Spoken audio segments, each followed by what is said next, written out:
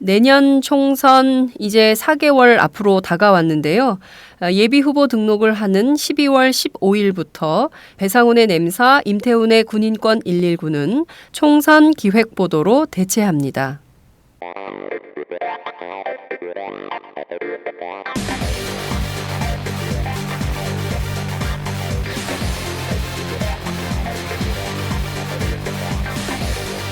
정보가 있는 시사 토크쇼 장윤선의 팟짱.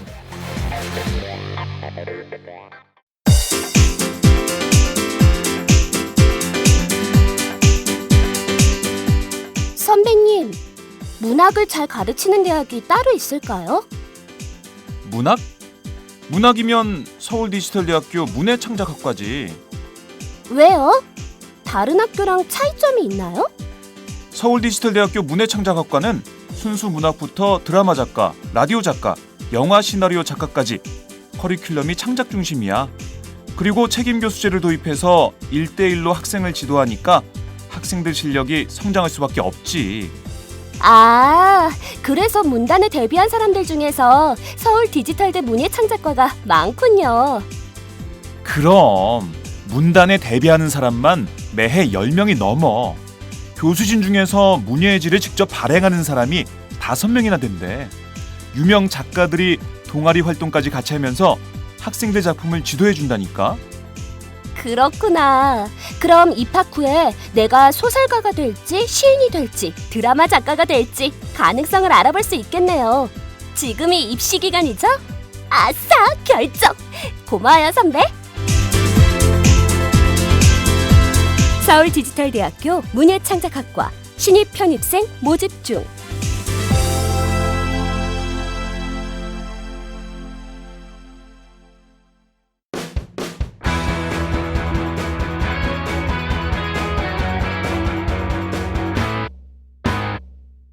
색깔 있는 인터뷰. 색깔 있는 인터뷰 시작하겠습니다.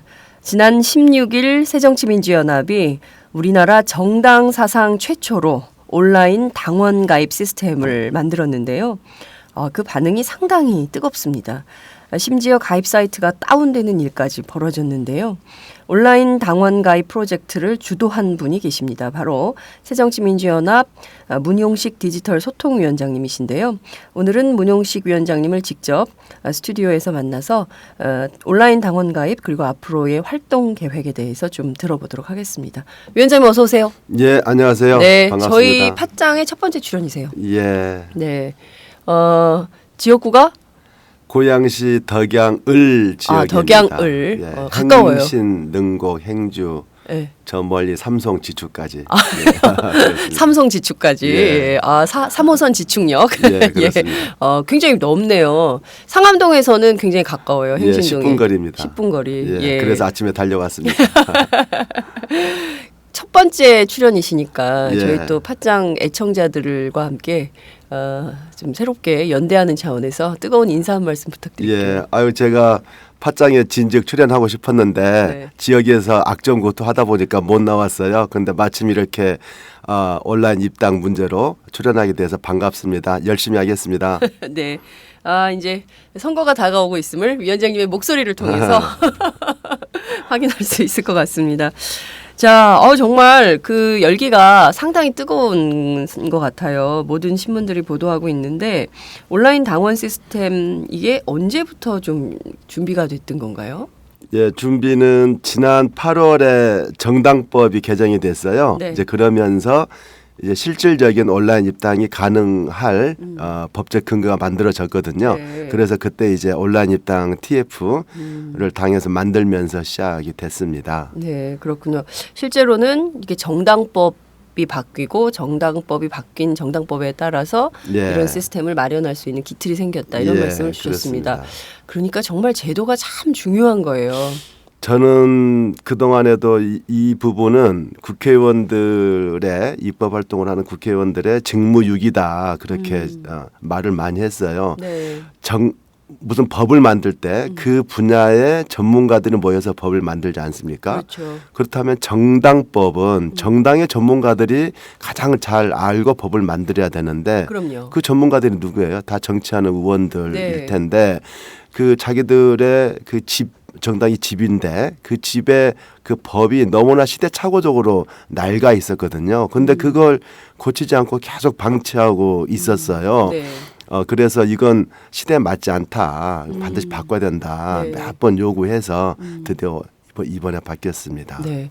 뭐 2만 명 하루 예. 만에 2만 명 가입 이런 예. 얘기가 있는데 지금까지 집계된 총 신입 당원이 얼마 어제 밤 8시 현재 3만 5천 명 돌파했다고 하니까요. 오후 8시 현재 3만 5천 명. 그래서 지금 이 시간 뭐 통계는 안 뽑아봤습니다만 네. 3만 명 가까이 되지 않을까. 4만 명. 예, 그렇게 네. 보면 하루에 2만 명꼴로 네. 증가를 하고 있습니다. 야, 이게 대단한 거네요. 사실 이런 경우가 거의 없죠. 예, 정당 사상 처음이죠. 최초인 것 예, 같습니다. 그렇습니다. 네, 그리고 또 이렇게 많은 분들이 갑자기 뭐 그런 분들도 있더라고요. 워낙 박근혜 정부가 너무 상황을 어렵게 몰고 가니까 한 곳에 좀 힘을 몰아줘야겠다는 생각 때문에 나는 평생 정당 가입한 적이 없는데 당원 가입해야겠다고 생각이 좀 들었다. 이런 분들도 계시더라고요. 그런데 처음에 이 시스템 만드실 때 이거 도입하면 대박 난다. 이런 예측을 좀 하셨습니까? 아니요. 그렇게까지는 생각을 못 했고요. 네. 좀 더 편리하게 입당을 할 수 있으니까 젊은 층 중심으로 30대, 40대 이런 젊은 분들이 조금 호응하지 않을까 싶었는데 네. 이 정도까지 폭발적으로 입당 러시가 올 줄은 몰랐지요. 네, 그렇군요. 사실 그동안 한국 사회에서 정당 가입하는 것은 우리가 그동안 막 굉장히 좌빨, 네. 레드 컴플렉스 이런 게 있어서 왠지 정당에 가입하면 불이익이 있을 것 같고 그래서 사람들이 꺼렸었는데 그런 게 좀 깨졌다 이렇게 봐야 될까요? 아니요. 아직까지도 그것은 깨질 부분이 많고요. 네. 그 정당법상에 잘못된 게 많아요. 네. 그 공무원들, 교사들이 정당 가입 못하도록 돼 있어요. 네.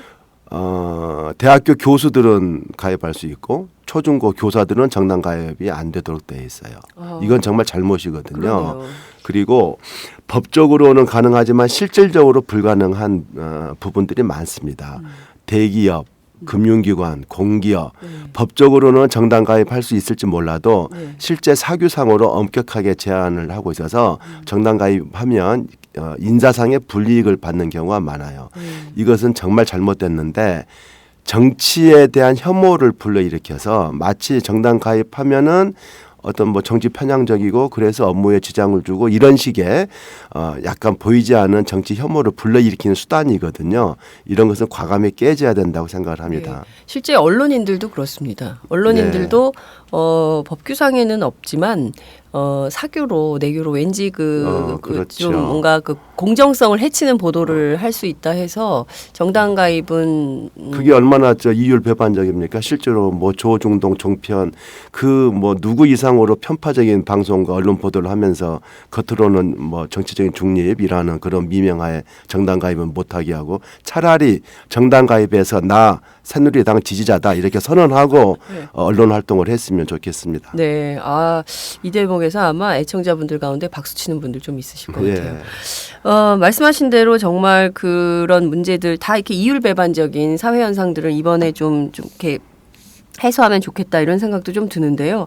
가입자 추첨 이벤트도 있었다고요. 네, 첫날 오픈을 했는데 네. 예상 이상으로 이렇게 물밀듯이 입당 신청이 되어서 네. 이건 뭔가 좀 이렇게 반응을 해줘야 되겠다. 그리고 마케팅 차원에서 마케팅. 예, 그렇죠. 역시. 예, 마케팅 차원에서 이 붐을 좀 지속시킬 방법을 찾아야 되겠다 해서 문재인 대표께 공식 보고도 안 드리고 네. 먼저 질렀죠. 정말요? 예, 그랬죠. 10,000명째 가입자는 문재인 대표께서 점심 쏩니다. 네. 이렇게 먼저 질러놓고 네. 사후 제가를 받았는데 네. 대표님께서 되게 좋아하시더라고요. 아 정말요? 네. 예. 이런 거는 제가 보기에도 사셔야 될 것 같아요.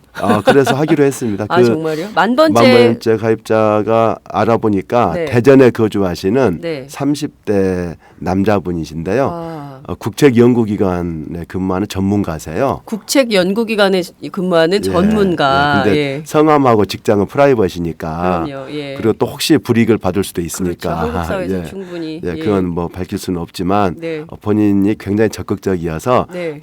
당장 오늘이라도 올라와서 점심을 같이 하고 싶으시나 네. 그 일정이 있지 않겠습니까? 예. 그래서 다음 주에 최대한 빠른 시간 잡아서 네. 상경하기로 했습니다. 그렇군요. 만 번째, 뭐 2만 번째, 뭐 자발적으로 쏘겠다 이런 분들도 계시고 예. 그런 것 같더라고요. 예, 그래서 이런 예. 이벤트는 계속 이어가는 건가요? 예, 뭐 이벤트는 뭐 이런저런 재미있게 할 수 있을 텐데요. 이제 이벤트는 이벤트로 그쳐야 되고요. 네. 그게 너무 과하면 이건 뭐 좀 안 좋 과유불급이죠. 네. 근데 이벤트보다도 이렇게 당의 기대를 가지고 그리고 정치를 뭔가 바꿔보겠다고 자발적으로 수만 명이 들어오시는 이 분들한테 당이 정말 앞으로 어떻게 그 소통하고 예. 어떻게 피드백을 해드릴 것인가를 정말 좀 본격적이고 근본적으로 고민을 할 필요가 있을 것 같아요. 그렇군요. 말씀하신 대로 정말 이게 첫 발을 뗀 셈이고 이렇게 몰려든 사람들이 실망하고 떠나지 않도록 예. 정말 당이 제대로 잘 예. 정치를 해야 되겠다 이런 정치인의 사명 소명 이런 게 좀 예. 엿보이는 말씀이셨습니다. 분석은 아직 안 됐을 것 같은데요. 어떤 분석 말씀하시죠? 대략 한 지금 3만 5천 명의 당원들이 네. 뭐 연령이라든가 뭐 지역이라든가 또 뭐 직업이라든가 뭐 이런 분류를 예, 예. 좀 해서 분석을 좀 하셨나요? 예, 어제 분석을 해봤는데요. 네네. 직업 분석은 안 되고요. 네. 그건 그 입당할 때 신청하는 그 메뉴 중에 네. 직업은 필수 항목이 아니라서 그건 안 되고 지역이나 연령 이런 것들은 다 되죠. 네. 연령을 보니까 약간 의외가 네. 20대가 좀 많을 줄 알았어요. 네. 그런데 온라인 소통이니까. 그렇죠. 예. 그런데 가장 많은 게 30대고요. 아 그래요. 예, 두 번째로 많은 게 40대고 네. 20대가 세 번째더라고요. 아 그래요. 예, 이건 약간 의외였습니다. 네. 그래서 어쨌든 정치 의식이 높은 분들이 이렇게 입당을 하는데 30대, 40대가 대한민국 야당, 야권은 이렇게 주도하고 있다, 견인하고 있다. 네. 거기에 비해서 20대는 약간의 정치 무관심 그리고 뭐 약간의 보수화 이런 것들이 이번에도 드러나는 거 아니냐 이렇게 지금 생각을 하고 있고요. 네. 지역 통계를 보니까 서울과 경기 수도권 이 네. 역시 많아요. 전체 인구도 수도권이 많지 않습니까? 그렇죠. 그런데 예. 이제 이런 온라인에 반응하는 인구는 수도권이 인구 분포보다 좀 더 많은 네. 예, 그렇고요. 나머지 지역은 호남이나 영남, 충청 고루고루 이렇게 비슷한 분포를 보이고 있습니다. 네. 아, 어느 한쪽에 뭐 빠지거나 치중하거나 하지 않고요. 네. 그래서 수도권이 상대적으로 많고 네. 나머지 지역은 골고루 분포되어 있다. 그렇군요. 그럼 뭐 분포가 수도권이 한 절반 정도 되고 절반 이상입니다. 아 절반 이상. 예, 절반 수도권이 이상 절반 더 이상이고 많습니다. 예. 호남, 영남, 충청, 충청. 강원은 거의 또 불모지네요 야권에. 아니 뭐 강원은 인구가 적으니까 이제 그 인구만큼 하는 거죠. 아 그렇군요. 네. 예, 말씀하신 대로 3, 40대가 야권 주도의 견인차다 이렇게 말씀을 좀 드려볼 수 있을 것 같은데요. 네. 20대는 정치 무관심이나 보수화도 물론 뭐 지적해 볼 수 있는 사항이긴 합니다만 한편으로 보면 우리 청년들이 이런데 신경 쓸 겨를이 없어요. 그렇죠. 그런 청년 문제가 예. 워낙 심각하고 예, 맞습니다. 네, 또 무슨 청년 빈곤 문제, 주거 문제, 뭐 등록금에 뭐 너무 이런 게 많아서 예. 이 20대 좀 길을 펴줘야 야권이 그래야 20대가 좀 당원 가입도 하고 정치 활동에도 참여할 수 있는 길을 예. 틀 수 있지 예, 않을까 예, 이런 맞습니다. 말씀도 좀 드리고 싶네요. 50대 이상은 없나요? 아니요. 50대 이상도 50대, 60대 이렇게 보면 50대도 15% 정도는 차지할 정도로 있으니까요. 네. 예, 적지는 않습니다. 그렇군요. 예. 저희 팟짱 애청자들 가운데는 50대 네. 이상이 굉장히 많으세요. 예. 그리고 전 세계 119개국에서 해외에서 네. 또 굉장히 많이 아, 저희 방송 그런가요? 들으시는데 아. 새정치민주연합 당원 가입 중에 해외에서 가입하신 분들은 없으신가요? 아니 이번에 이제 오픈하고 나서 네. SNS를 통해서 지금 가장 많이 들어오고 있는 민원이라고 할까요? 그게 네. 나 해외에 있는데 해외에서도 가입할 수 있도록 해달라 하는 게 해외에 많아요. 있는 사람들은 가입 못합니까? 그러니까 이제 해외에서 가입하려면 네. 이 가입의 핵심이 이제 실명 인증과 본인 인증이거든요. 네. 이제 실명 인증은 이름과 이제 주민번호가 이제 같아야 되는데 네, 그러니까 네. 해외에 있더라도 이제 교포 같으면 주민등록이 없을 수 있잖아요. 아, 그렇죠. 예, 해서 이제 우선 이제 이게 있어야 되고 두 번째로 본인 인증이 되려면 네. 이제 예를 들어서 가장 많이 하는 수단이 지금 휴대폰 네, 인증인데 네, 네. 예. 그 통신사를 통해서 아. 이 본인 인증이 돼야 돼요. 아. 근데 그 통신사 국내 3대 통신을 네. 지원을 해주기 때문에 네, 네. 이제 이런 것들이 미비한 거죠. 그렇군요. 그래서 해외에서도 이 본인 인증해서 할 수 있는 그 방법은 지금 조금 연구해서 조만간에 네. 추가할 생각입니다. 그렇군요. 말씀하신 대로 실명 인증, 본인 인증이 굉장히 네. 중요한 절차이고 사실 이게 국내에 좀 한정돼 있다 보니까 예. 해외에 계신 분들이 하고 싶지만 할 수 없는 조금 기다리시면요. 이제 예. 그 길이 트인답니다. 여러분 좀 기다리시면 좋을 것 같고요. 자, 이 온라인 당원 가입 시스템이 공교롭게도 안철수 전 대표 탈당 직후 나온 현상이어서 또 많은 언론, 특히 또 유권자들, 또 야권의 지지자들의 관심이 모아지는 것 같습니다. 이게 좀 우회적으로 영향을 미쳤다 이렇게 볼 수 있을까요? 네. 그 말씀에 앞서 가지고 일부에서는 그런 의혹 아닌 의혹 제기도 하는 것 같아요. 이걸 마치 안철수 대표 탈당하는 걸 기다렸다가 준비해서 오픈한 거 아니냐 이런 얘기도 제가 얼핏 들었는데 네. 저희들이 그런 것까지 고민할 만큼 전략적이지 않습니다. 아, 그래요? 예, 그렇게까지 이렇게 머리가 돌아가지 않고요. 별로 치밀하지 않군요. 예, 치밀하지 않습니다. 그냥 하다 보니까 시간에 밀리고 뭐 테스트에 밀리고 직원들 그 당직자들 네. 당원 관리할 당직자들 교육도 시켜야 될 거 아니에요. 네. 이렇게 시스템이 바뀌면 거기에 따라서 업무 처리가 바뀌니까 이런 전국 17개 시도당 당직자들 교육 같은 거 다 하다 보니까 공교롭게도 최고위원 이제 보고가 그렇게 맞물렸을 뿐이지 네. 더 일찍 하고 싶었는데 좀 밀렸어요. 이제 그런 것이고 그리고 이제 질문하신 것처럼 타이밍이 그러다 보니까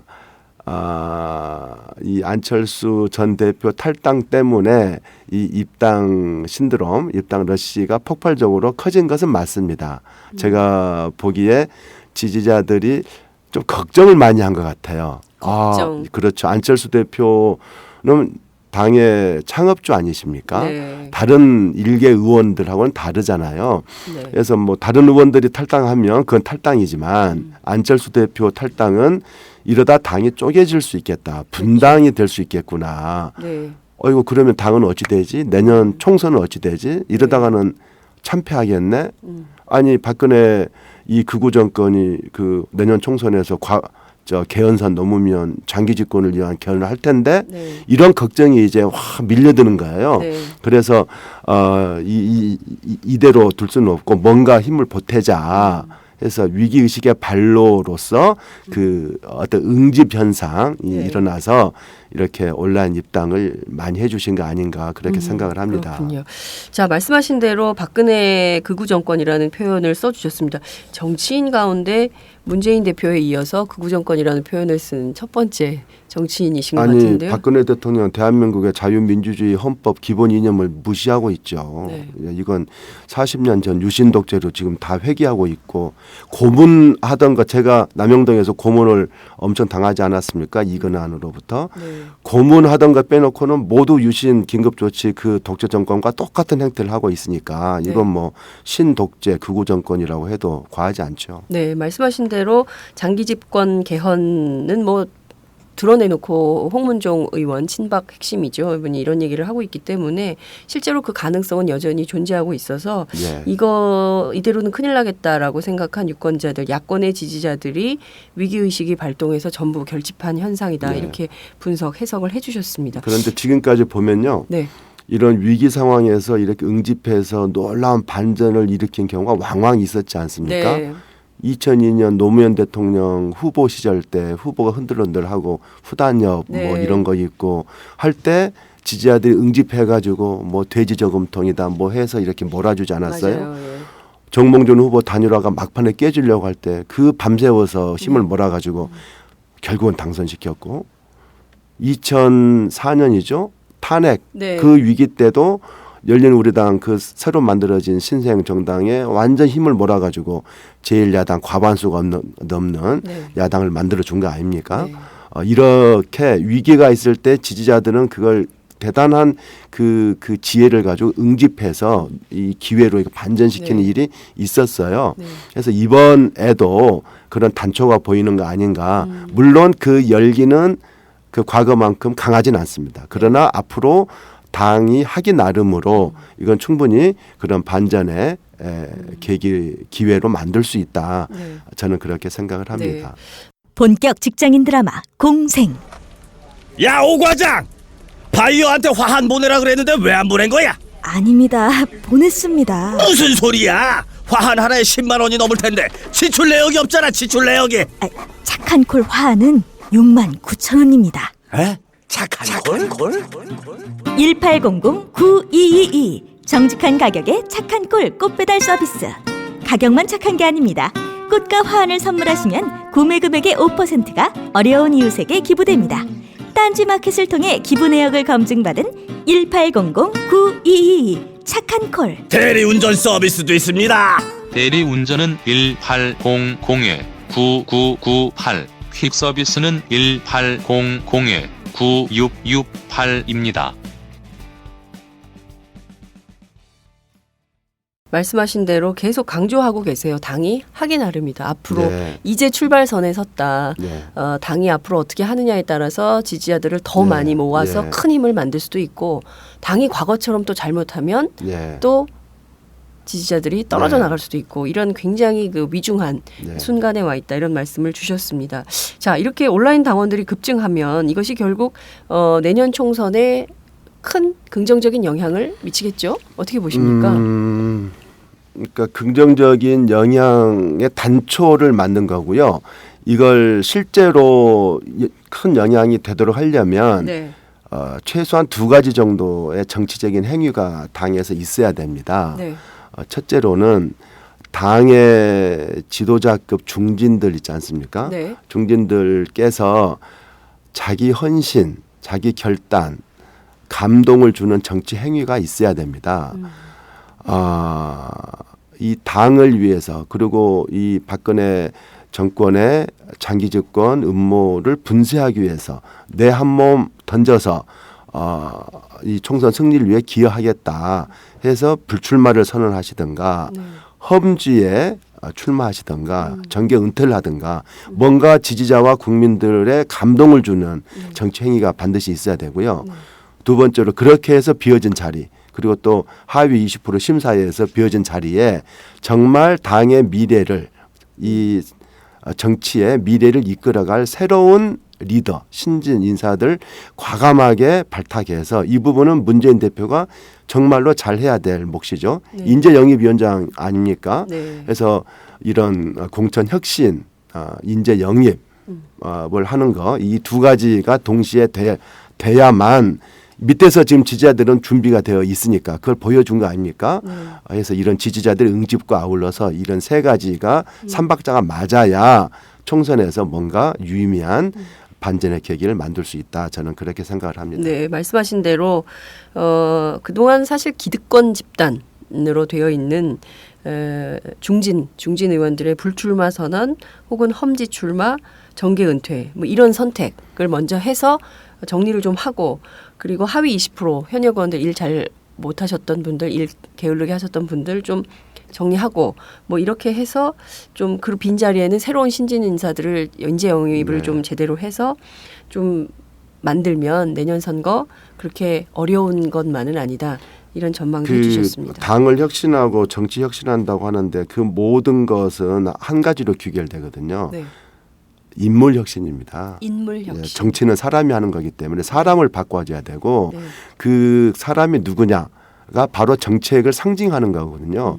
누구누구를 내세우느냐가 우리가 이런 정책을 하겠습니다 하는 것을 보여주는 거고 누구누구를 내세우냐가 국민들로부터 신뢰를 받는 네. 신뢰받을 만한 인물을 내세워야만 국민들의 신뢰를 줄 거 아닙니까? 그렇죠. 그래서 모든 것은 인물에서 시작해서 인물로 끝나는 것이 선거이기 때문에 정말로 지금 그 막중한 책임감이 문재인 대표한테 있는 거죠. 네.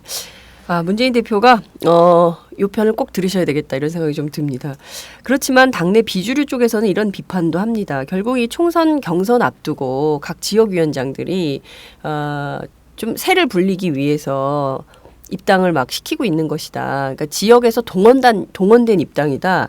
그리고 사실 이게 큰 틀에서는 기존 지지자들이 입당하거나 아니면 동원된 입당이기 때문에 큰 의미는 없을 거고 이것이 뭐 한 몇만 명에서 그치고 말 거다. 이런 주장을 하는데요. 이런 비판을 어떻게 보십니까? 그냥 웃지요. 아니 그 동원해서 입당시킨 경험이 있는 사람은 모든 게 이제 그런 걸로 보이는 거죠. 예, 네. 그런 것밖에 못 해왔기 때문에 네. 그러는데 이렇게 자발적으로 제 발로 찾아오는 그 귀중한 당원들을 그렇게 폄훼할 필요는 없지 않습니까? 자기 편이 아니라 해서 그래도 우리 당을 찾아온 소중한 당원들인데 네. 그 당원들 향해서 이건 뭐 동원돼서 온 뭐 허수아비에 불과하다라고 이런 비판을 한다는 건 이건 잘못된 거죠. 우리가 정치를 하면서도 여당을 지지하는 국민도 우리 국민이잖아요. 소중한 우리 국민이니까 그럼요. 존중해줘야 예. 하는 것이 당연하듯이 네. 심지어 같은 정당의 그 당의 당원이 되겠다고 찾아온 그 당원들한테 그렇게 손가락질하고 비판하고 하면은 되겠습니까? 예, 그건 말이 안 되는 일이라고 생각을 합니다. 네. 또 이런 비판도 있습니다. 문재인 대표 지지자들만 오는 거 예. 아니냐. 그러니까 소위 얘기하는 친노 계파를 늘리는 그런 차원에서 진행되는 거 아니냐. 이런 비판도 존재하는데요. 그건 좀 어떻게 보세요?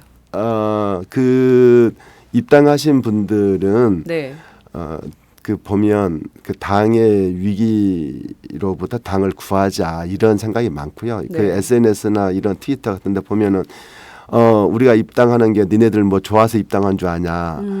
앞으로 잘못하면 바로 탈당한다고 전해라. 하고 지금 그러고 있어요. 그러니까 이 입당하신 분들은 누구 빠가 아닙니다. 누구 빠가 아니다. 예, 네. 해서 정말로 비판적이고 뭔가 이 정치 참여 주인 의식이 있는 분들이어서 네. 문재인 대표가 잘못하잖아요. 당장 회초리 들 사람들이 이 사람들입니다. 그래서 그런 건강한 시민 의식을 우리가 알고 거기에 우리가 정말 조심하고 존중해줘야지 그걸 그렇게 계파 의식으로 폄훼할 일이 아니다 그렇게 생각을 합니다. 네. 안철수 전 대표의 탈당 이후에도 당내에 여전히 이렇게 주류 비주류가 나뉘어서 이런 주장들을 기자들한테 전하는 걸 보면 앞으로 이 당이 통합을 위해서 정말 해야 될 일이 많구나 이런 생각을 또 하게 됩니다. 앞으로 얼마나 더 당원들이 늘어날 거라고 전망하십니까? 저는 올 연말까지는 10만 명까지는 돌파할 것 같아요. 연말까지 10만 명. 예, 예. 이거 자체가 대단한 건데요. 네. 근데 그 이후에 이제 어떻게 되느냐, 이게 네. 얼마나 지속되느냐 하는 것은 앞으로 이 입당하신 분들하고 당이 어떻게 소통을 해서 이걸 더 확산시키느냐에 네. 달려 있을 것 같습니다. 네.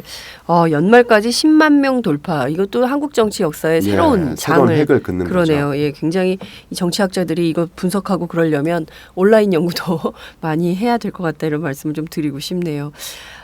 문 위원장님 하면 아마 아프리카 네. 아프리카 TV 창립자로 많이들 기억을 하시고 또 이렇게 알려져 있기도 한데요. 당에서 또 팟캐스트도 만드셨어요. 사실 그때 그 저희가 디지털 소통 본부장을 맡고 계신 홍종학 의원님 오셔서 막 물어보시더라고요. 그래서 팟캐스트를 하시라고 그랬더니 진짜 있어요. 우리 깜짝 놀랐거든요. 그때 이제 진짜가 나타났다도 만드시고 이렇게 하셨는데 실제 인터넷 환경에서 모바일 중심으로 막 가고 있어요. 모바일이 대세고 모바일로 다 모든 것이 전환될 것이다. 예. 이런 모바일 시대의 정치도 좀 바뀌어야 된다 이런 주문 예. 지적도 있는데요. 어떤 방향으로 어떻게 바뀌어야 된다고 또 어떻게 바뀔 거라고 예측하십니까? 예.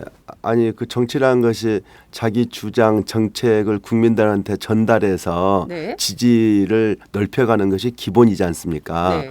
그러면 그 중간에 매개체로서 이제 미디어를 통하는 것이 가장 기본인데 네. 미디어 환경이 바뀌잖아요. 네. TV를 보던 사람이 모바일을 통해서 모든 정보를 다 보지 않습니까? 그렇죠. 그러니까 모바일 퍼스트, 모바일 중시하는 것은 너무나도 당연하죠. 그래서 우리 지지자들이 가장 많이 접하는 매체가 스마트폰이기 때문에 네. 그 모바일을 통해서 당의 정책도 전달하고 네. 또 모바일을 통해서 당원들의 의사도 수렴하고 하는 것은 당이 해야 될 정말 기본 중의 기본이지요. 네. 예, 해서 거기에 더 모바일 퍼스트라는 생각으로 거기에 더 주력할 필요가 있다고 생각을 합니다. 그렇군요. 구체적으로 어떤 방향으로 변화를 그러니까 주도해 이제 가실지는 이런 거죠. 이제 아주 뭐 단적인 예로 들면 30년, 40년 전에는 당의 정책을 홍보한다고 하면서 민주전선이라는 오프라인 신문을 만들어서 서울역 앞에서 배포했지 않습니까? 당보, 예. 귀경길에. 네, 귀경길 당보 예, 맞아요. 그 아주 예. 우리 전통적으로 익숙한 예. 우리 40, 50대 아마 분들은 좀 익숙하실 수 있을 거예요. 네. 그런데 지금은 이제 옛날에 당보 기자들도 있었잖아요. 예. 예, 그 유명한 누구지? 예. 그 기자들이 지금 예, 그 당보 국회의원 다 하고 있지 편집장 않습니까? 예. 맞습니다. 당보를 편집했었죠. 네. 그런데 지금은 이제 모바일을 통해서 당의 소식을 전달하고 그리고 모바일로. 그렇죠. 그것의 일환이 이제 뭐 당 공식 팟캐스트 뭐 진짜가 나타났다를 만드는 것도 모바일에 기반해 우리 정치하는 사람과 당원들 지지자가 소통하자 네. 그런 생각으로 한 거죠. 네. 그리고 또 우리 당원과 지지자들이 이런 팟캐스트는 물론이고 이 폐쇄형 SNS 뭐 카톡, 밴드 이런 데서 다 이렇게 활동하고 있지 않습니까? 네. 그러면 거기에 찾아가서 당의 입장, 이슈를 전달해 주는 그걸 네. 어떻게 하면 가장 빨리 많은 분들한테 당의 입장을 전달할까 그 고민을 해야 되는 거죠. 네. 그리고 당에서 중요한 어떤 정책 고민이 있을 때 예를 들어서 내년 초에 이제 당명을 바꾼다는 거 아닙니까? 네, 네. 그럼 이런 당명을 바꿀 때 당원들한테 스마트폰을 통해서 물어보는 거죠. 네. 그래서 A안, B안 중에서 당신은 뭐가 좋다고 생각합니까? 해서 네. 참여 기회도 주고 네. 당원들의 이 의사가 당의 가장 중요한 정책 결정에 이렇게 반영되는구나. 네. 예, 그것도 하고 더 나아가서 그 당의 지도급 인사 뽑아놨더니 마음에 안 들게 한다 하는 네. 사람들 있지 않겠습니까? 네, 네. 그러면 당직 소환도 하고 의원 소환도 하고 예. 이건 다 모바일을 통해서 얼마든지 할 수가 있으니까요. 네, 그런 일들을 앞으로 차근차근 해서 네. 이 당원 지지자들과 당이 긴밀하게 소통하는 그 핵심 매개체를 모바일을 통해서 할 수 있다. 그리고 그건 더 적극적으로 해야 되고 그걸 잘할 수 있도록 당의 체계를 차근차근 고쳐가야 된다. 그런 거죠. 네, 말씀하신 대로 실행이 된다면 그야말로 디지털 직접 민주주의 시대가 열릴 수도 있겠다라는 생각이 좀 드네요. 그러니까 모든 것을 다 참여로 결정해서 지금까지는 그냥 모든 것은 의사결정이 아니고요. 직접 네. 민주주의가 일부? 이 대의민주주의를 완전 대체할 수 있다 그 말씀은 아니고 네. 대의민주주의의 허점을 네.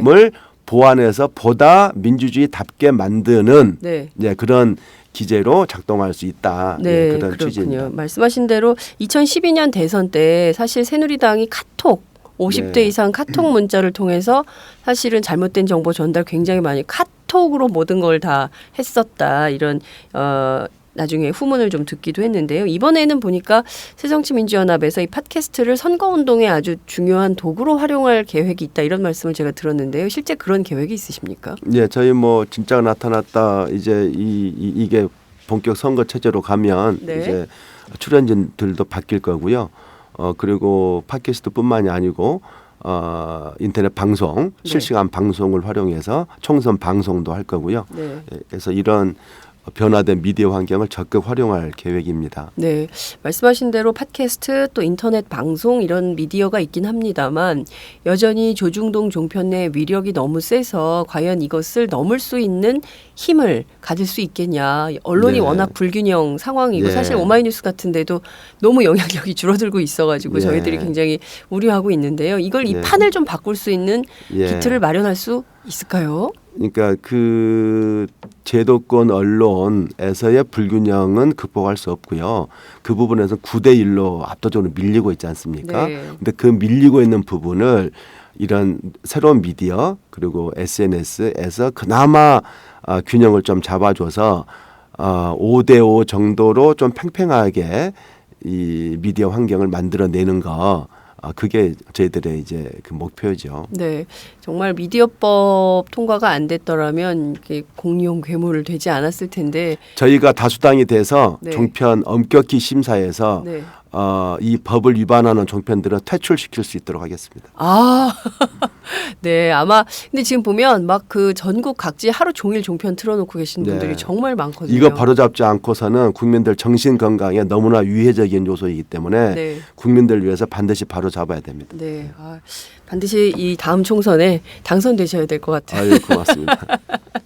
네, 오늘 아침 일찍 인터뷰 응해주셔서 너무 감사드리고요. 끝으로 한 말씀 부탁드릴게요. 예, 저희가 참 이 당에 안 좋은 일만 있어서 지지자분들과 당원들이 당을 너무 걱정을 해 주셨어요. 이 정치하는 사람들이 국민을 걱정해야 되는데 오히려 국민들이 당을 걱정해 주는 이 거꾸로 된 현상 때문에 정치하는 한 사람으로서 정말 면목이 없습니다.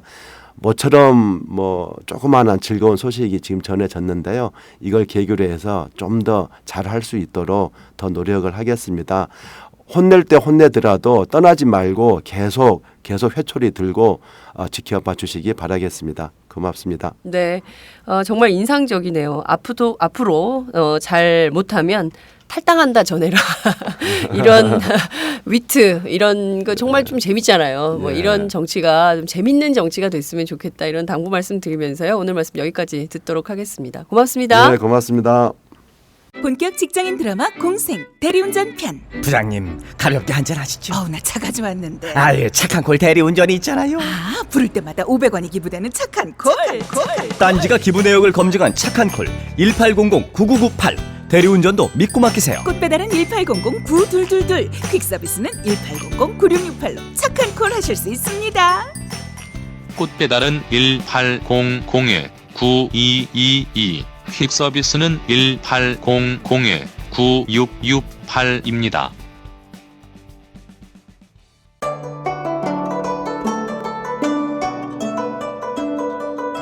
안녕하십니까. 저는 정도전을 15년 전에 최초로 소설로 썼던 작가 임종일입니다. 사실 정도전을 소설로 쓰는 데만 10년이 걸렸는데 그 시절 무명의 고달픈 심신을 양꼬치와 고량주로 달래주었던 풍무 양꼬치. 풍무 양꼬치는 월드컵 4강의 기쁨도 나라골 우습게 돌아가고 분통이 터질 때도 늘 함께했던 안식처이자 사랑방이었습니다. 진짜 정의파인 주인장은 세상을 뒤집어푼 남자 정도전을 누구보다 먼저 알아보았고 그래서 제 소설 정도전은 역사의 곡이 없습니다. 풍무 양꼬치 역시 맛과 양심이 살아있습니다. 좋은 사람끼리는 꼭 만나야 합니다. 어떻습니까? 오늘 풍무 양꼬치에서 만납시다. 2호선 구로 디지털 단지역으로 오세요. 예약 문의 02809-9292 02809-9292. 팟짱 애청자라고 하시면 정성 가득 담긴 서비스도 나갑니다.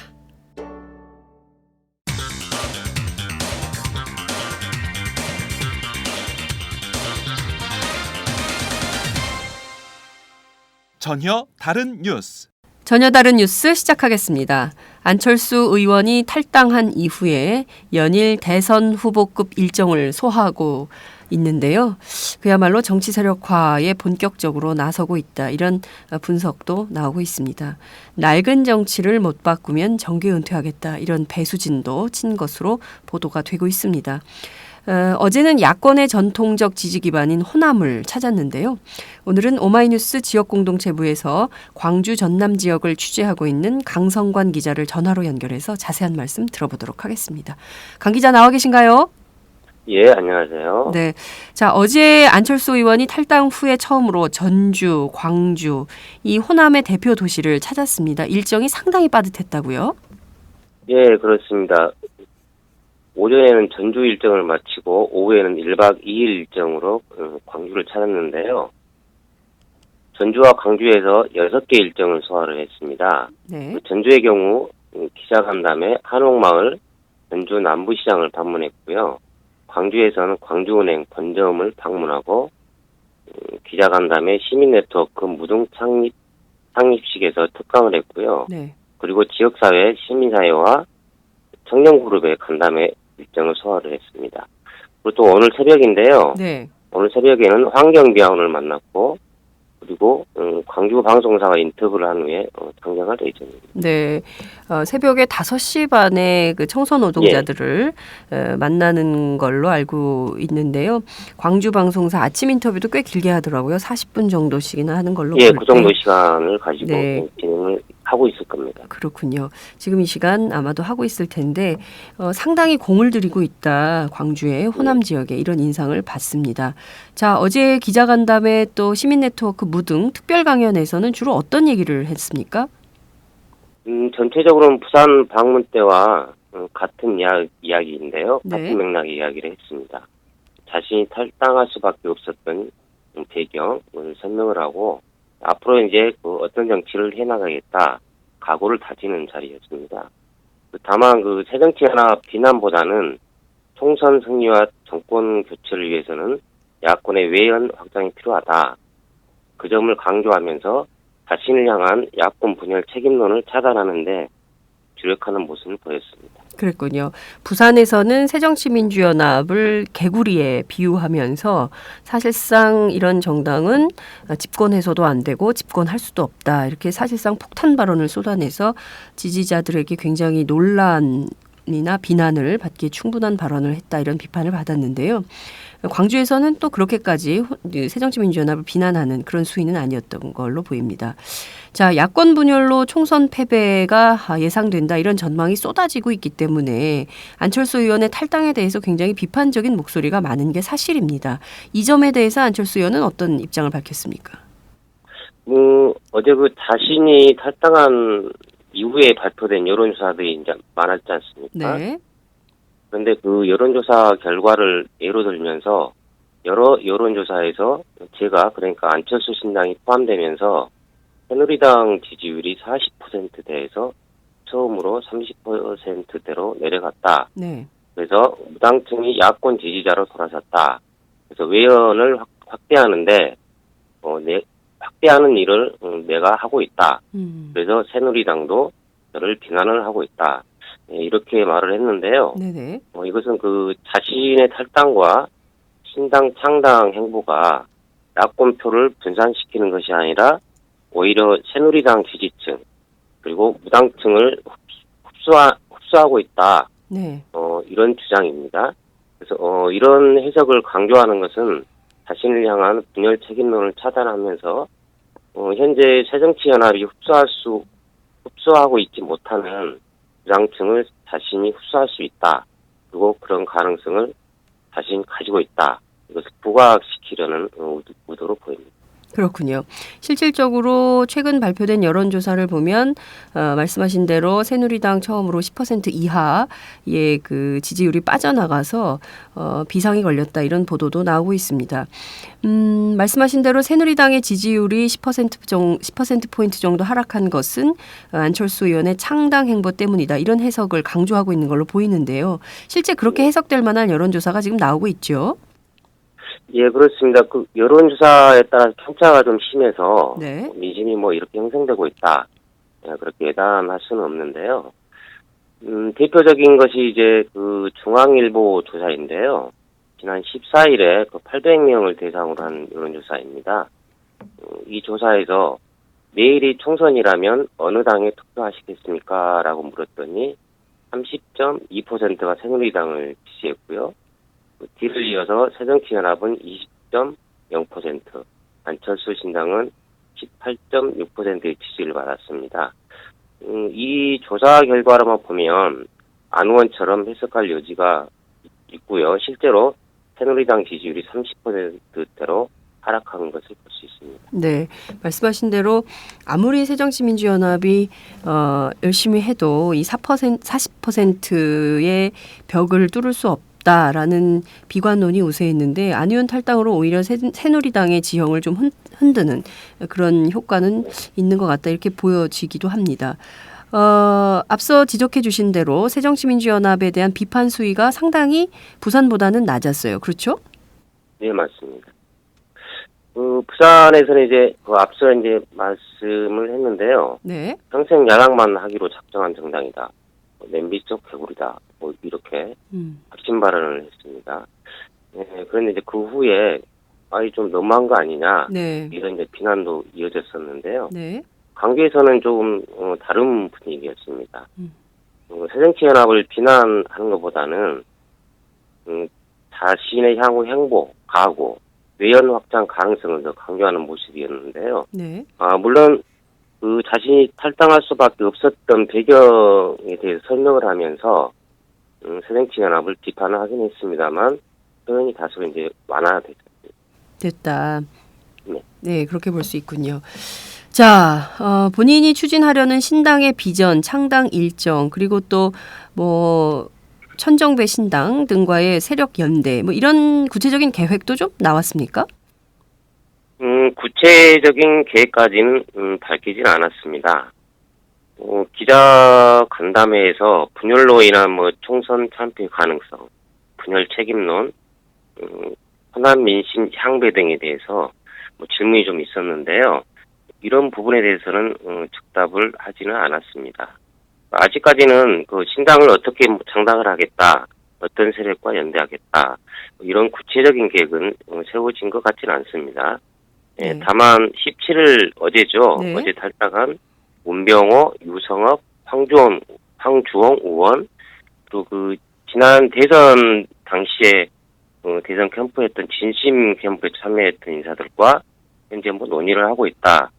그래서 정리되는 대로 빠른 시일 내에 말씀드리겠다. 네, 그렇게 밝혔습니다.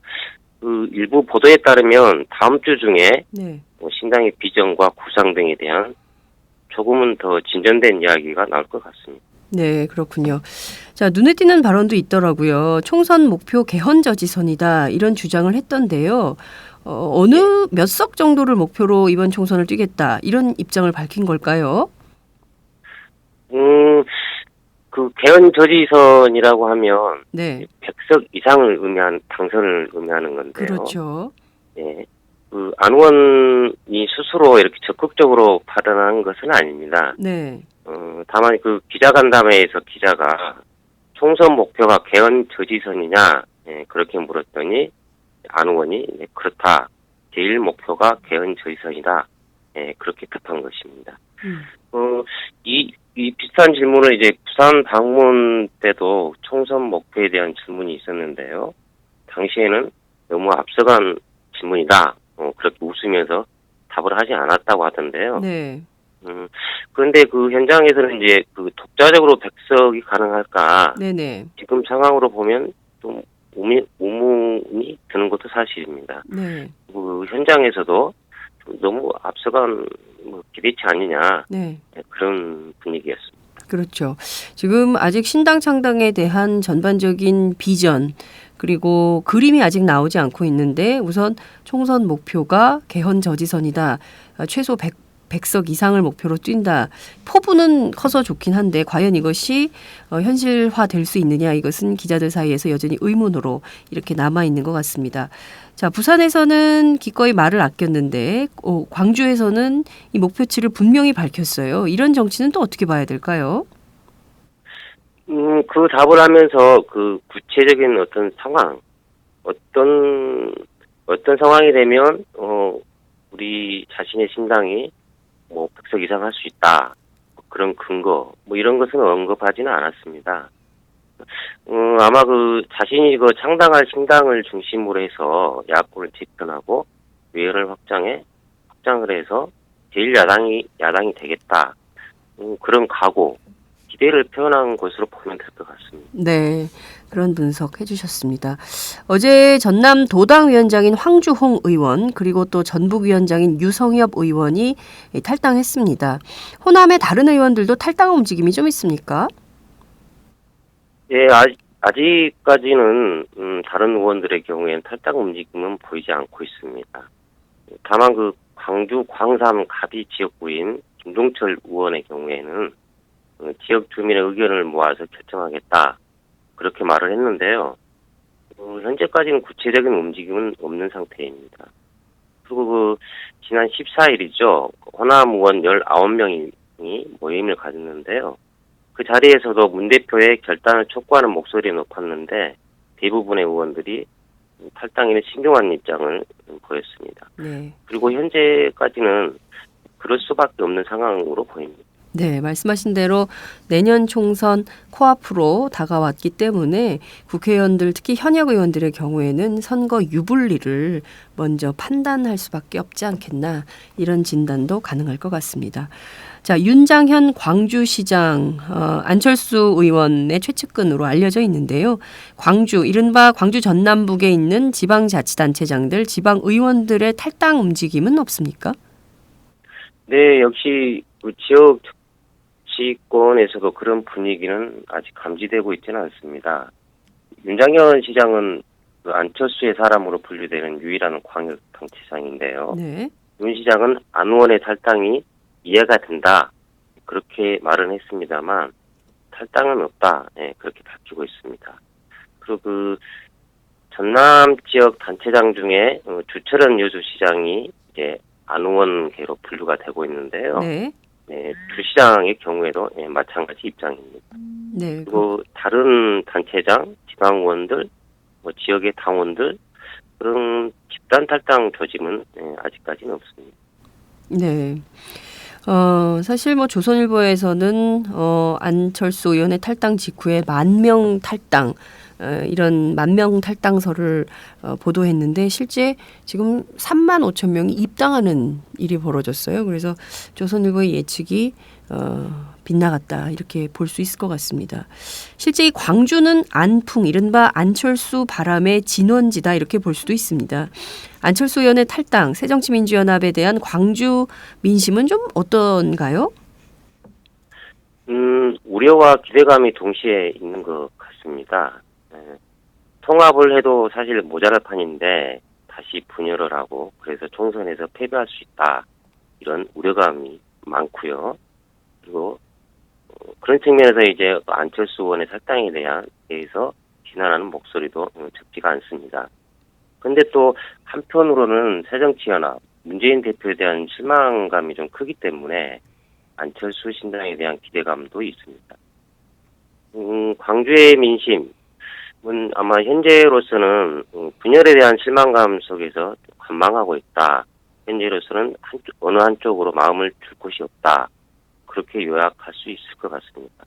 아직까지는 변수가 좀 많기 때문에 광주의 민심의 향배 역시 좀 더 지켜봐야 할 것 같습니다. 네, 말씀하신 대로 아직 마음 줄 곳이 없다 이렇게 요약을 할 수 있다면 어떻게 보면 지금이 출발선이다 이렇게도 해석을 할 수 있을 것 같습니다.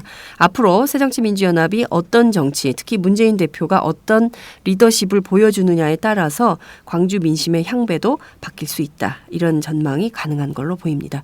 오늘 말씀 잘 들었습니다. 예, 고맙습니다. 네, 지금까지 오마이뉴스 강성관 기자와 함께했습니다. 안녕하세요. 과메기가 생각나는 계절이 되었습니다. 비린내 나지 않고 믿을 수 있는 과메기를 드시고 싶으시죠? 딴지일보 기자가 구룡포 현장으로 찾아와 생산에서 포장, 맛까지 검증한 참 좋은 과메기를 권해드리고 싶습니다. 인터넷으로 참 좋은 과메기를 검색해주세요. 정말 맛있습니다.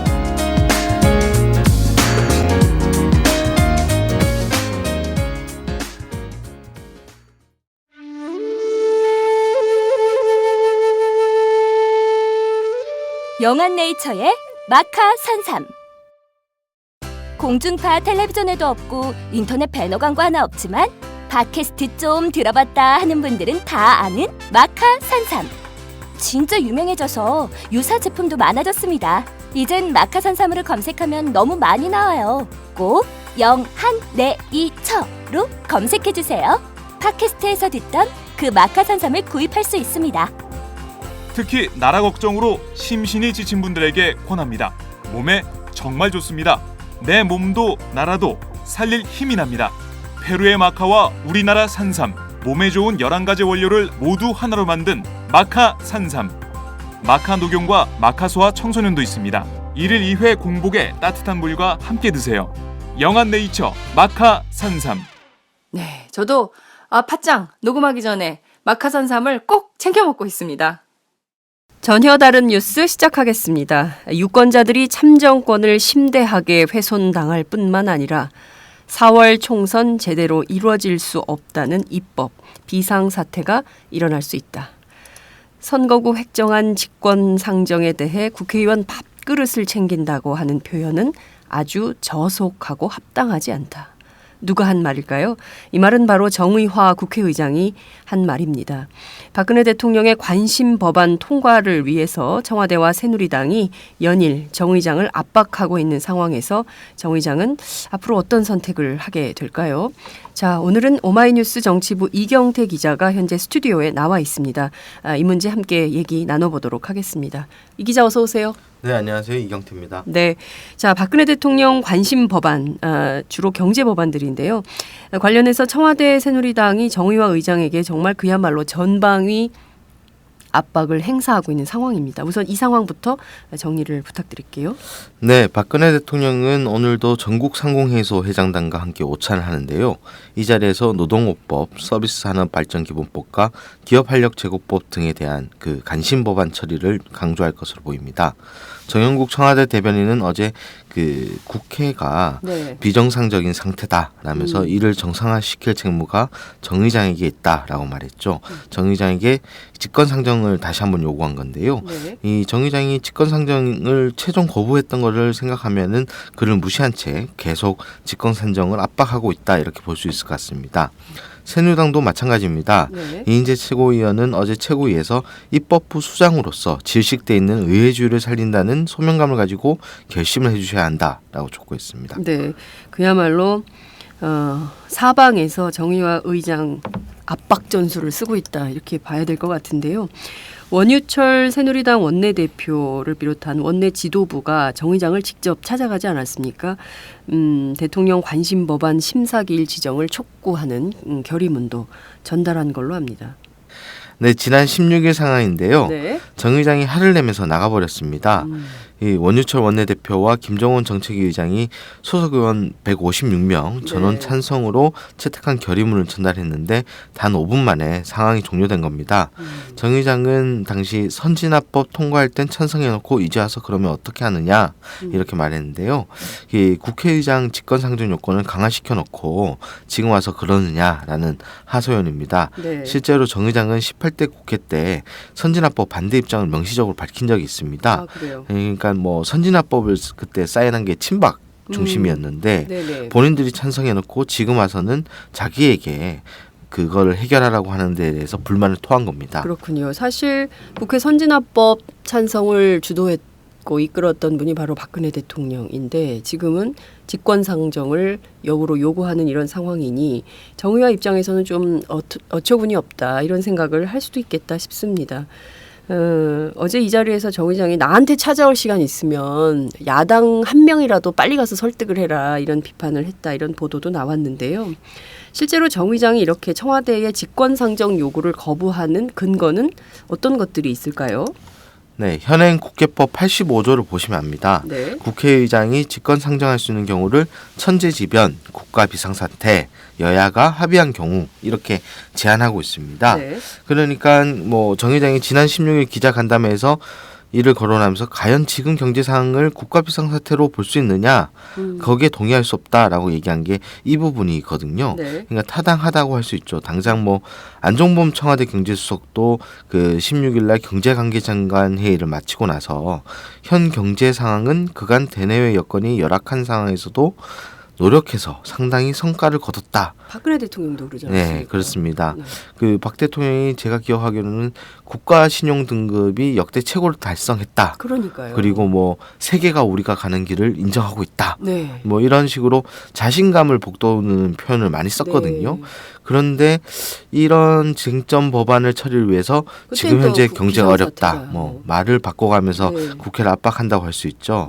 이 뭐 청와대와 새누리당은 뭐 이게 내년에 미리 대내적 리스크가 크기 때문에 선제 조치가 필요한 거다. 뭐 이렇게 설명하고 아니 있지만 내년에 선제 조치를 위해서 지금 국가 비상사태라고 주장한다는 네, 거예요? 그렇죠. 참 특이한 접근입니다. 네. 그 뭐 특이한 접근 그것은 말 그대로 전망이죠. 네. 그러니까 국가 비상사태가 예견된다고 해서 쟁점 법안을 직권 상정하게 되면은 향후 이게 뭐 그렇죠. 어떤 법안이든지 네. 계속 권력의 직권 입맛에 상정할 따라서 수밖에 뭐 없는 국가 거죠. 비상사태다라면서 뭐 그럴 수 있죠. 특히 뭐 정 의장이 어제 그 문화일보하고 한 통화 내용이 상당히 와닿는데요. 네. 경제는 심리인데 그렇죠. 국가 비상사태를 선언하는 순간에 전 세계에 안 좋은 메시지만 준다. 경제는 더욱 위축될 것이다. 뭐 이런 얘기를 했습니다. 경제는 심리다. 뭐 이 표현 최경환 부총리가 가장 많이 쓰던 그러니까요. 표현 아닙니까? 네. 결국 어떻게 보면 정부와 국회가 앞장서서 우리가 지금 위기 상황이다 떠드는 거는 우리 국가 경제를 봐서도 도움이 안 되는 거죠. 그러니까요. 지금 말씀하신 대로 미국 금리가 인상이 되면서 뭐 소폭 인상이긴 합니다만 이 인상으로 인해서 사실 그 우리 같은 국가들에게 신흥 국가들에게 상당히 큰 피해나 불이익이 있을 것 같다 이런 관측들이 쏟아지고 있는데 이 상황에서 우리가 국가 비상사태를 앞서 선언해 버리면 불안한 심리에 빠져 있는 투자자들이 전부 빠져나갈 가능성도 있는 것이죠. 이것을 정부가 본인들 특히 박근혜 대통령의 관심 법안을 통과시키기 위해서 활용하는 카드로 국내 정치용으로 활용한다면 세계의 웃음거리가 될 수도 있다. 이런 비판도 가능할 것 같습니다. 청와대 정연국 대변인이 있어요. 이분이 현재 국회 상태를 빗대서 비정상적인 국회다 이렇게 비난을 했는데요. 이 발언은 도대체 어떤 상황에서 나온 겁니까? 뭐 정의학 국회의장이 직권상정 거부 입장을 밝혔기 때문에 네. 그에 대해서 기자들이 청와대에 그러면 대응 방안은 무엇이냐라고 묻는 질문에 나온 답변입니다. 네. 근데 뭐 정 의장이 입장을 그 전날 발표했던 거를 미루어 보면은 청와대가 나름 정리해서 내놓은 발언이라고 할 수 있거든요. 근데 이거를 비정상적인 국회 뭐 이런 식으로 표현한 거는 아무래도 야당을 비판한 것으로 보이는데요. 야당이 여당의 협상 파트너로서 제대로 기능을 못하고 있다. 뭐 이런 인식이 깔려 있는 겁니다. 실제로 뭐 새정치연합의 경우에는 지금 원내대표가 당무를 거부하고 있고 정책위 의장이 사퇴한 상황이기 때문에 네. 협상 파트너로 볼 수 없다. 뭐 이렇게 보는 거죠. 김정은 새누리당 정책위 의장은 이를 일러서 야당의 구심점이 약한 상태에서 여야 간의 합의를 중지할 건의가 국회의장밖에 없다라고 얘기했습니다. 즉 뭐 새누리당과 청와대의 눈에는 현재 야당이 도저히 대화가 가능한 상대가 아니다. 뭐 이렇게 보는 거죠. 정책위 의장의 경우에는 양승조 의원이 새로 선임이 됐기 네. 때문에 사실상 이게 야당의 파트너가 없다라는 새누리당의 주장은 사실 어불성설인 것이고 특히 이종걸 원내대표의 당무 거부에 대해서는 최고위 안에서도 추미애 의원 등이 비판을 하고 있기 때문에 조만간 사실 당무에 복귀를 하겠죠. 이것을 핑계 삼아서 야당의 역할을 무시하는 것은 또 다른 반론이 가능할 수 있다. 이런 말씀을 좀 전하고 싶습니다. 정 의장이 직권상정 거부, 이거 사실 박근혜 대통령 심기를 상당히 거스렀다 이렇게 볼 수 있고 사실상 새누리당 안에서 이런 분이 없었어요. 그동안 박 대통령이 한마디 하면 일제히 꿇는 이런 태도를 보였는데 상당히 세게 지금 박 대통령하고 맞서고 있으면서 사실 박 대통령의 스타일이 상당히 구겨졌다 이런 비판 이런 것들도 좀 나오고 있습니다. 청와대 내부 분위기는 좀 어떤가요? 정 의장이 왜 이렇게 강하게 반대하는지 이해 못하겠다라는 분위기입니다. 정 대변인이 뭐 책무라고 얘기한 것도 정 의장에 대한 압박이라고 할 수 있는데요. 그래도 이게 행정부하고 입법부가 맞대응하는 그런 성격으로 가다 보니까 네. 공식 대응은 좀 자제하는 편입니다. 다만 너무하는 거 아니냐 뭐 이런 분위기도 좀 있습니다. 정 의장이 뭐 관심 법안 통과를 위해서 좀 여야를 모두 설득하려는 노력을 더 해줘야 된다 뭐 이런 건데 이 청와대 청와대 스스로가 그런 노력을 좀 안 하고 있다라는 비판이 나오는데 정 의장에게 공을 던진다, 넘겼다, 뭐 이렇게 볼 수도 있는 거죠. 그렇죠. 경향신문은 오늘 박근혜 대통령의 윽박 정치라고 제목을 달았던데요. 박근혜 대통령의 윽박 정치로 정의와 의장을 압박하면 압박할수록 사실 이것은 입법권에 대한 침해 소지가 커지기 때문에 그럴수록 정 의장이 입법사법 행정의 균형을 맞추는 차원에서라도 입법권의 수장으로서 자기 역할을 충실히 할 수밖에 없는 거 아니냐 이런 반론도 가능할 것 같습니다. 자, 그나저나 경제와 관련해서 헌법에 규정된 긴급 명령권 발동 대통령의 권한인데요. 이 계속 얘기가 나오고 있습니다. 이게 필요하다라는 게 새누리당의 주장인 것인데 청와대가 정말 이 카드를 쓸까요? 어떻게 보십니까? 그냥 해프닝으로 그칠 것 같습니다. 친박 일각에서 대통령의 고유 권한인 이 긴급 재정 명령권을 통해서 쟁점 법안을 처리하면 안 되겠냐라는 주장이 나왔고 여기에 대해서 이제 김무성 대표가 검토하겠다라고 밝히면서 발동 여부가 주목받았는데요. 네. 당사자인 청와대가 여기에 확실히 선을 긋고 있습니다. 일단 이 헌법에 규정된 명령권의 어떤 요건을 보자면 내후외환 천재지변 또는 중대한 재정 경제상의 위기 이런 상황에서 사용할 수 있는데 앞서 말씀드린 대로 이게 직권상정 요건과 비슷합니다. 그렇다면은 그 관계부 청와대나 이제 경제관계 부처가 보고 있는 경제적 상황이 거기에 걸맞느냐 그렇지 않다는 거거든요. 게다가 경제부처의 수장들이 차기 총선에 줄줄이 출마할 예정 아니겠습니까? 네. 최경환 부총리도 예산안을 마무리 짓고 다음 개각 때 나올 게 분명해져 있고 그리고 윤상직 산업통상자원부 장관도 그 영남권 출마가 계속 말이 나오고 있어요. 이렇게 경제 수장들이 다 줄줄이 그 사퇴하고 개각을 하게 된다면 누가 그 경제 위기라는 진정성을 믿을 수 있을 것인가? 게다가 그 긴급 명령권은 23년 전에 그 YS의 금융실명제 도입 때 유일하게 이루어졌거든요. 근데 그 금융실명제는 광범위한 국민적 동의가 있었습니다. 그러나 현재 노동오법과 서비스산업발전기본법 그리고 기업활력제고법 등은 그 전국민적인 동의를 얻었다 이렇게 보기도 힘들죠. 그렇죠. 오히려 반대가 크고 기업활력제고법 같은 경우에는 완전히 재벌을 위한 법 아니냐 그렇죠. 이런 비판이 크죠. 그런 상황에서 이런 정상적인 입법 절차를 거치지 않고 대통령이 긴급 명령을 단행한다면 당연히 아버지 때 그 유신 정권 때의 유신 조치와 연상을 그 긴급 조치와 같다라는 연상을 받게 되고 그렇게 되면은 민생을 강조하면서 야당을 탓하던 그 정부 여당의 프레임이 오히려 민주주의 프레임으로 바뀔 가능성이 큽니다. 이거는 청와대에서도 받기 힘든 그런 입장이죠. 결국 김무성 대표가 스스로 어제 언론에서 너무 크게 썼다라고 자신의 발언을 해소했습니다. 네, 이분은 주로 본인의 발언이 대통령의 심기를 거스르면 송구합니다. 그리고 또 본인의 발언이 크게 또 보도되면 언론 탓을 하면서 뒤로 숨는 이런 특기가 있군요.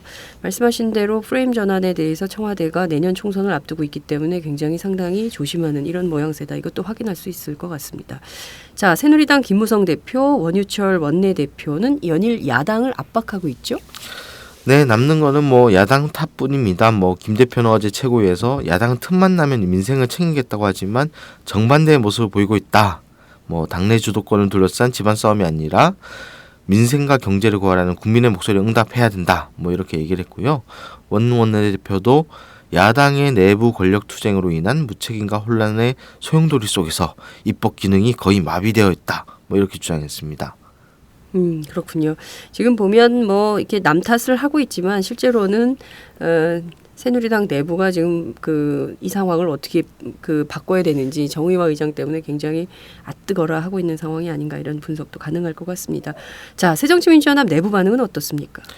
새정치민주연합은 정의와 의장의 결단을 환영하고 있습니다.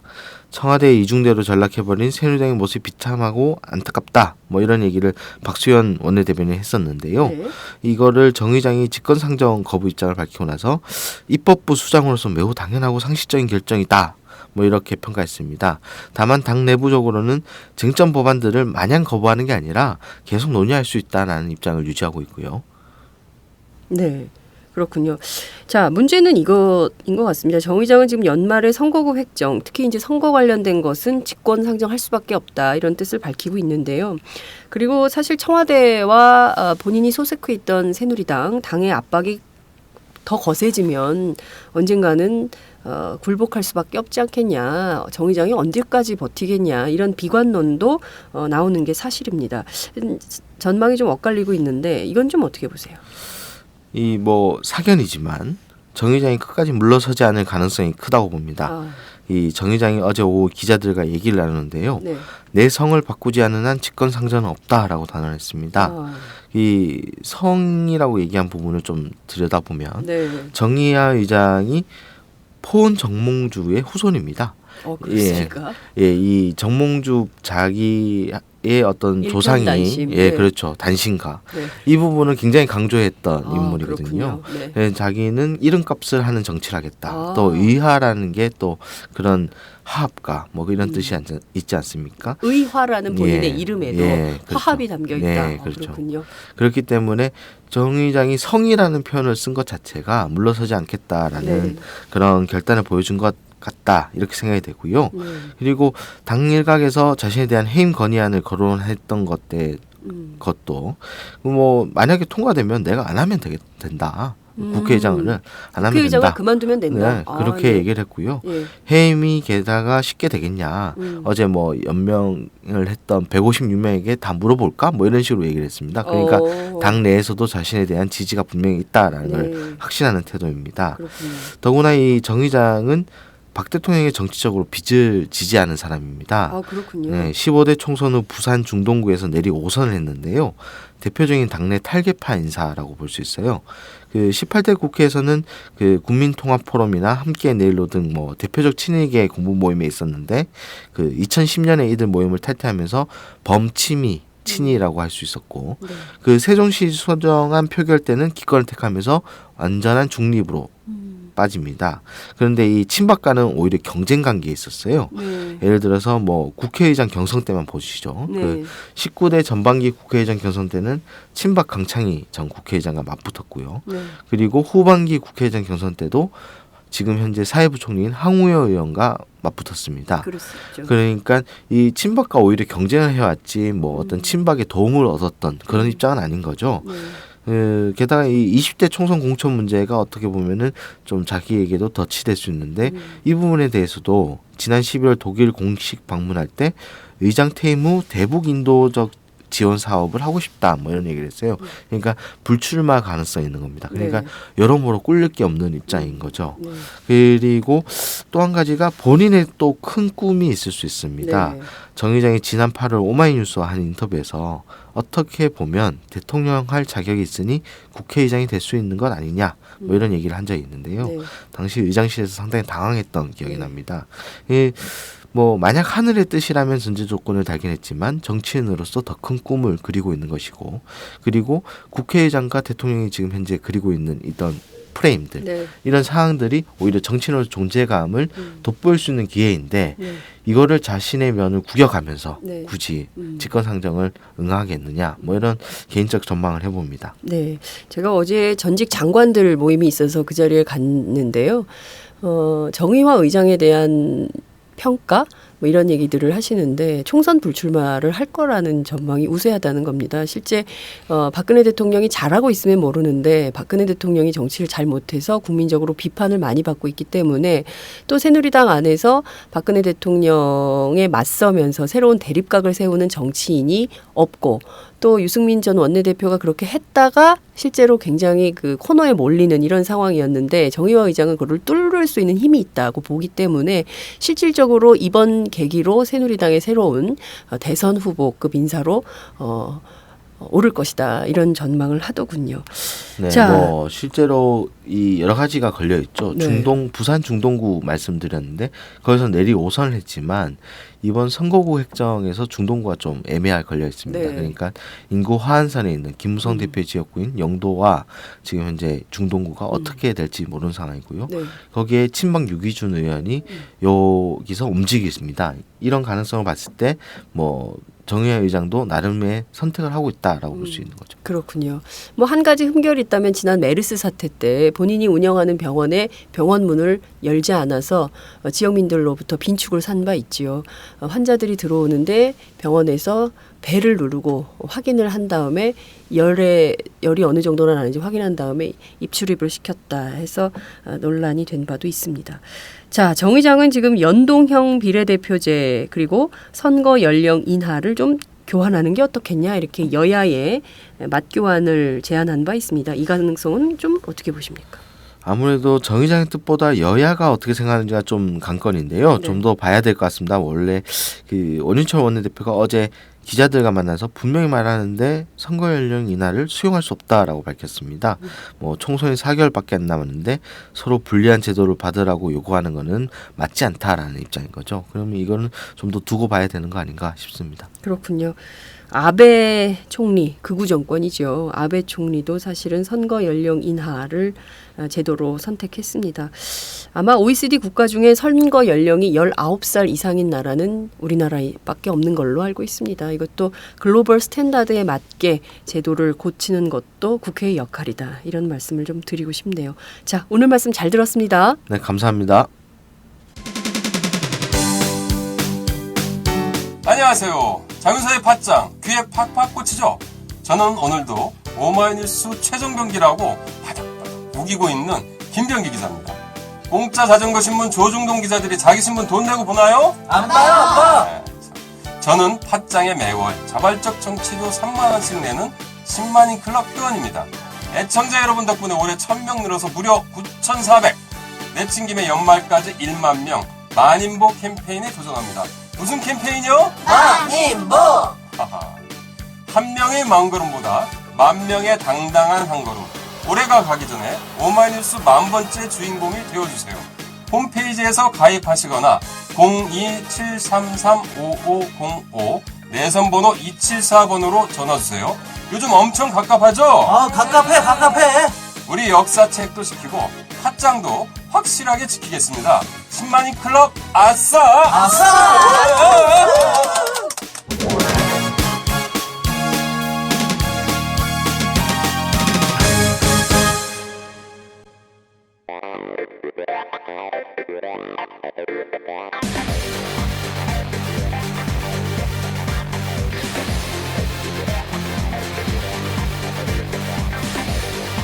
정보가 있는 시사 토크쇼 장윤선의 팟짱.